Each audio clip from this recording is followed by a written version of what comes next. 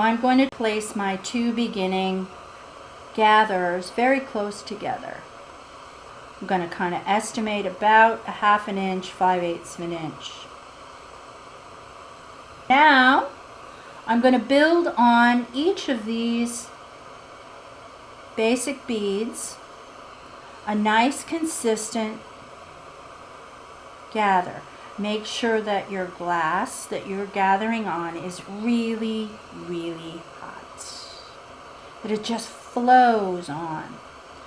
That there's no pushing, pulling on your part. So right now I've built these discs up fairly vertically, and I think a good rule of thumb is to build them vertically to match the distance that they are separated horizontally. Now I'm going to start to add the next glass to the side and towards the middle.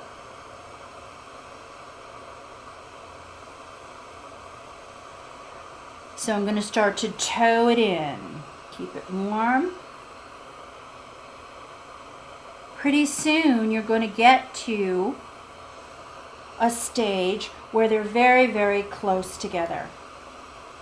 And when you add the next round, it may be that you start to touch the other side. That's fine. Try to proceed. Now I'm at a point where I can actually connect the two. Again, that glass should be nice and hot,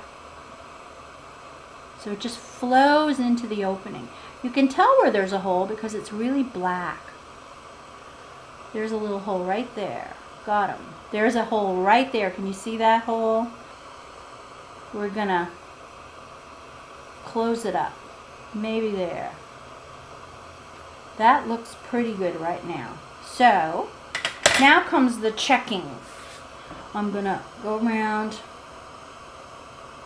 and I'm going to just heat the surface gently.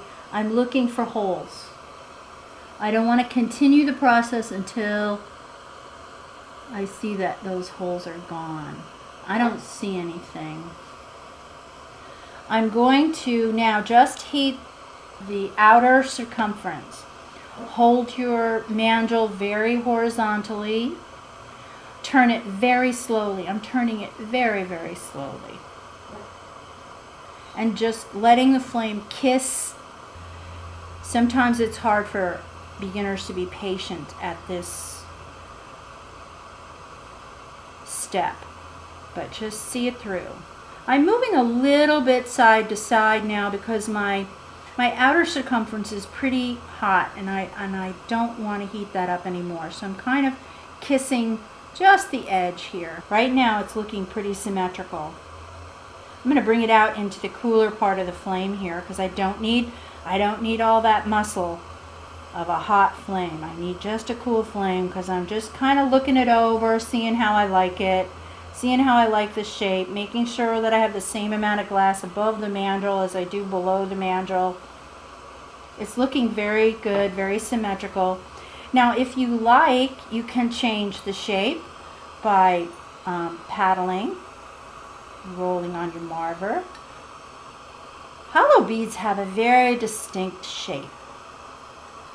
I can usually tell if a bead is made out of opaque glass. I can usually even tell if it's hollow just by looking at it, not even touching it. It just has a certain characteristic of a shape. But you can see how you can groom the shape if you want to. You don't have to be satisfied with what just gravity and heat gives you. You can mess around with it a little bit. And this is a nice hollow. The walls are really consistent. There's no thick or thin area. Now at this point you can decorate this bead, the surface of this bead, any way you want to. Dots, squiggles, elaborate flower decorations, whatever you like. It's ready to go. It's not going to change.